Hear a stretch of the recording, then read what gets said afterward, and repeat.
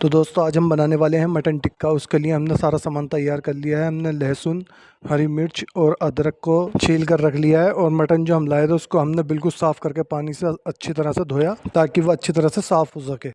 उसके बाद हमने जो भी सामान छील कर रखा था उसे मिक्सी में बारीक करके हमने उसको पीस लिया है।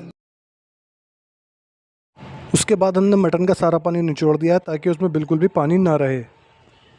उसमें हमने लगभग 2.5 मुट्ठी नमक डालकर उसको अच्छे से मिक्स कर दिया। उसके बाद हमने डाला उसमें पिसा हुआ बारीक धनिया और उसके ऊपर धनिया को छिड़क कर हमने उसे भी अच्छी तरह से उसमें मिक्स कर दिया।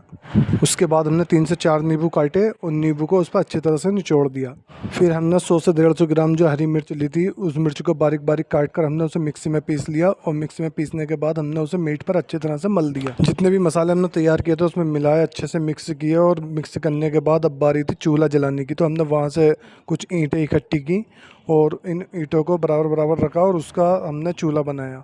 चूल्हा हमने ज़्यादा ऊंचा नहीं बनाया था क्योंकि उसमें हमें कोयले डालने थे ताकि उसकी आंच से जो मटन टिक्का हम बना रहे हैं वो हल्का हल्का सिकता रहे। उसके बाद हमने कुछ कागज़ और थैली इकट्ठी की और कोयले के ऊपर उसको रखकर उसमें आग लगा दी। आग अच्छे से जल चुकी थी। बाकी हमने कुछ कोयले अपने पास तसले में इकट्ठे करके रखे थे, अगर आंच कम होगी तो हम उन कोयलों को बाद में डाल सकें। उसके बाद हमने टिक्के को भूनने के लिए जो सीखे लाए थे और तसला लाए थे तो उन सीखों को हमने अच्छी तरह धोया और तसला धोया। तसले में भूनने के बाद हम ताकि टिक्के को अच्छी तरह उतार सकें। अगर आप भी बकरीद पर कुछ स्पेशल बनाना चाहते हैं तो ये रेसिपी आप बना सकते हैं।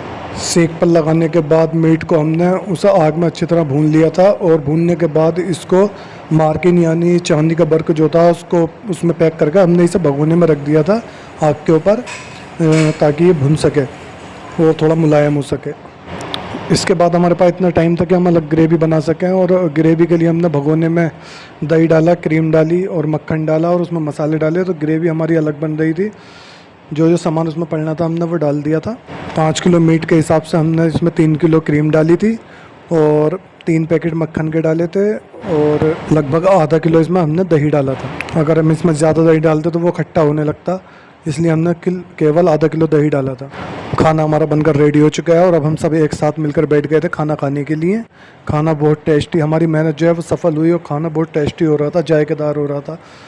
उसका जो मीट था बहुत मुलायम हो गया था, देखिए कलर भी कितना प्यारा हो गया था उसका।